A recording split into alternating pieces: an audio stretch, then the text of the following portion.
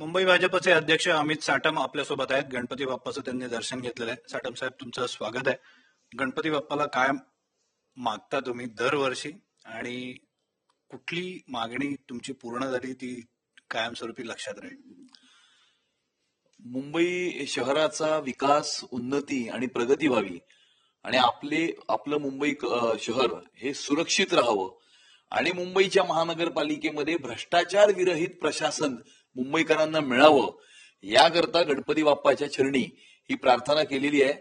आणि मला विश्वास आहे की गणपती बाप्पाच्या आशीर्वादानं, मुंबईकरांच्या आशीर्वादानं येणाऱ्या काळामध्ये मुंबईकरांचं हे स्वप्न पूर्ण होईल.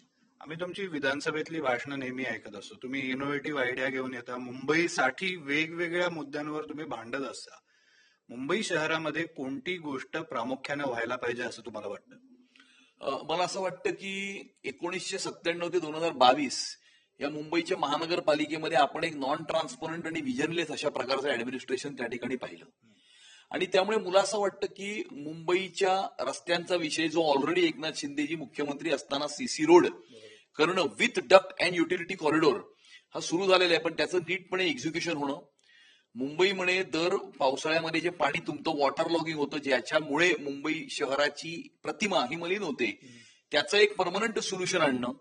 मुंबई शहरातल्या मोकळ्या जागा ज्या आहेत त्या कायमस्वरूपी सुरक्षित ठेवणं कुठल्याही प्रायव्हेट इंटरफिअरन्स शिवाय.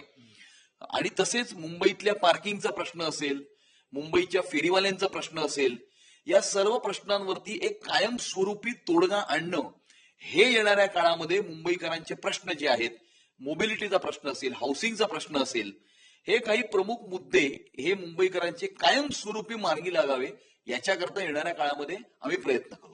एक आव्हान कोणतं वाटतं की मुंबई अध्यक्ष झाल्यानंतर तुम्हाला वाटतंय की ज्याची कल्पना केली नव्हती पण या पदावर बसल्यानंतर ते वाटायला लागलं की हे एक मोठं आव्हान आहे म्हणून? मला असं वाटतं की खरं तर सर्वात मोठं आव्हान हे मुंबईच्या महानगरपालिकेला भ्रष्टाचाराच्या विळख्यातून बाहेर काढणं हे सर्वात मोठं आव्हान आहे. आणि मुंबई शहराचा विकास, उन्नती आणि प्रगती होत असताना मुंबईला सुरक्षित ठेवणं, मुंबईकरांना सुरक्षित ठेवणं हे सर्वात मोठं येणाऱ्या काळातलं आव्हान आहे. आता दोन प्रश्न आहेत. एक म्हणजे की तुमच्याकडे येणारे कार्यकर्ते, पदाधिकारी आणि नगरसेवक, माजी नगरसेवक यांचं इन्कमिंग हा मुद्दा आहे. हे इन्कमिंग याच्या पुढे मोठ्या प्रमाणावर आपल्याला बघायला मिळेल? मला असं वाटतं की अनेक राजकीय पक्षातले काही कार्यकर्ते हे अस्वस्थ आहेत. ते अस्वस्थ याकरता आहेत कारण हिंदू हृदय सम्राट शिवसेना प्रमुख बाळासाहेब ठाकरे यांनी ज्या विचारांसाठी शिवसेनेला जन्म दिला आणि शिवसेना वाढवली, रुजवली, कुठेतरी त्या विचारांना तिलांजली दिली जात आहे. त्यामुळे काही लोक अस्वस्थ आहेत. आणि त्यामुळे नरेंद्र मोदीजींच्या विजननुसार ज्या प्रकारे या देशामध्ये प्रगती झाली आहे, आदरणीय देवेंद्रजींच्या मार्गदर्शनाखाली, नेतृत्वाखाली ज्या प्रकारे मुंबई शहराची प्रगती ही गेल्या 11 वर्षामध्ये झालेली आहे आणि गेल्या 11 वर्षामध्ये 7 लाख कोटीपेक्षा जास्त मुंबईच्या इन्फ्रास्ट्रक्चरवरती इन्व्हेस्टमेंट झालेली आहे, तशाच प्रकारचा विकास हा मुंबईच्या महानगरपालिकेच्या माध्यमातून झाला पाहिजे असं अनेक मुंबईकरांना वाटतं. तसेच इतर राजकीय पक्षातील अनेक कार्यकर्त्यांनाही वाटतं. आणि त्यामुळे या मुंबई शहरातील मुंबईकरांचं स्वप्न साकार करण्याकरता अनेक लोक हे महायुती आणि भारतीय जनता पार्टी सोबत येण्यास इच्छुक आहेत. मोठ्या प्रमाणावर इन्कमिंग बघायला मिळेल का, हा मोठा प्रश्न आहे. जे लोक मोदीजींच्या विजननुसार आणि देवेंद्रजींच्या नेतृत्वाखाली मुंबई शहराला पुढे घेऊन जाण्याची इच्छा आहे, ते सर्वजण, त्या सर्वांचं स्वागत आहे.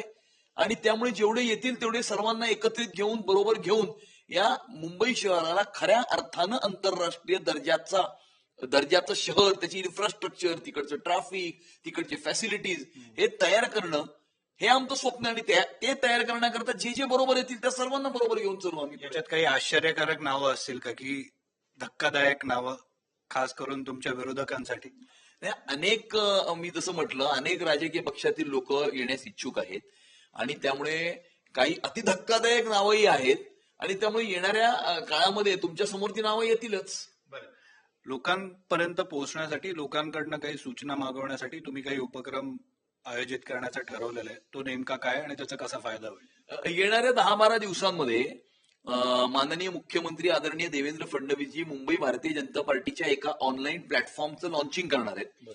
आणि त्या प्लॅटफॉर्मच्या मार्फत आम्ही मुंबईकरांचे जे सजेशन्स आहेत ते सजेशन्स मागवणार आहोत. आणि त्यामुळे आवाज मुंबईकरांचा, संकल्प भाजपचा. भाजपच्या जाहीरनाम्याकरता मुंबईकरांचे ज्या सूचना आहेत त्या सूचना मागवण्याकरता तो प्लॅटफॉर्म असेल. आणि भारतीय जनता पार्टीचा प्रत्येक कार्यकर्ता मुंबईकरांच्या दरवाजावरती जाऊन हा प्लॅटफॉर्म देऊन ते सजेशन्स पण मागून घेईल, सूचनाही मागवून घेतील आणि मुंबईकरांचे आशीर्वाद घेतील. बरं, तुम्ही बोलताय ते सगळं भाजपबद्दल बोलताय. महायुती म्हणून तुम्ही मुंबईमध्ये निवडणुका लढवण्याचं काही ठरवलेलं आहे का भाजप स्वबळावर लढणार? तर नक्कीच मुंबई महानगरपालिकेची निवडणूक महायुती म्हणून आम्ही सामोरं जाऊ. आणि महायुतीचा महापौर हा मुंबईच्या महानगरपालिकेमध्ये मुंबईकरांच्या आशीर्वादानं आणि गणपती बाप्पाच्या आशीर्वादानं बसवण्याकरता आम्ही सर्व प्रयत्न करू. धन्यवाद अमितजी, तुम्ही दिलेल्या संपूर्ण माहितीबद्दल. अमित साटम यांनी एनडीटीव्हीच्या बाप्पाचं दर्शन घेतलं. आपण त्यांच्याशी विशेष बातचीत केली. धन्यवाद.